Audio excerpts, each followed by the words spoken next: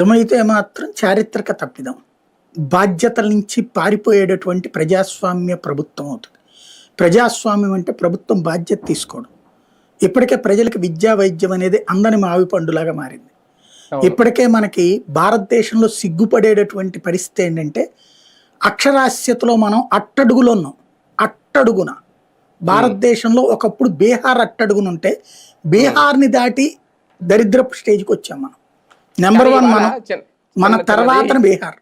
ఇవాళ మహానాడులో ఆయన తెలంగాణ నర్సిరెడ్డి గారు ఉంటారు కదా, ఆయన అన్నారు అక్షరాస్యతలో 16% ముందుకెళ్ళాం టీడీపీ ప్రభుత్వం వచ్చిన తర్వాత అని చెప్పుకొచ్చారు. సరే, ఆయన లెక్కలు ఆయన చూసుకుని వాళ్ళకి జరిగినయే చెప్తారు కానీ జరగని ఎప్పుడు ఒరిజినల్ లెక్కలు చెప్పారు కదా. బేసిక్ గా అక్షరాస్యతలో అసహ్యకరమైన పరిస్థితికి ఎందుకు పోతున్నాం మనం? ఇప్పుడు ఆయన చెప్పినట్టు 16% ముందుకు వచ్చిందంటే ఏది 50 నుంచి 16 ముందుకు వచ్చిందో లేకపోతే 60 నుంచి 16 ముందుకు వచ్చిందో.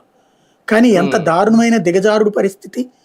అత్యంత విద్యావంతులు ప్రపంచవ్యాప్తంగా 193 దేశాల్లో ఉద్యోగాలు వ్యాపారాలు చేస్తున్నటువంటి ఆంధ్రులు 193 దేశాల్లో ఉన్నారు ఆంధ్రులు.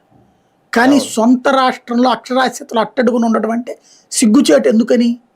మన విద్యా వ్యవస్థను మనం స్వయంగా చేసుకున్నటువంటి నాశనం. ప్రైవేట్ కార్పొరేట్ విద్యను ప్రోత్సహించిన మొట్టమొదటి రాష్ట్రం ఆంధ్రప్రదేశ్. ఆ దరిద్రం వెంటాడుతోంది.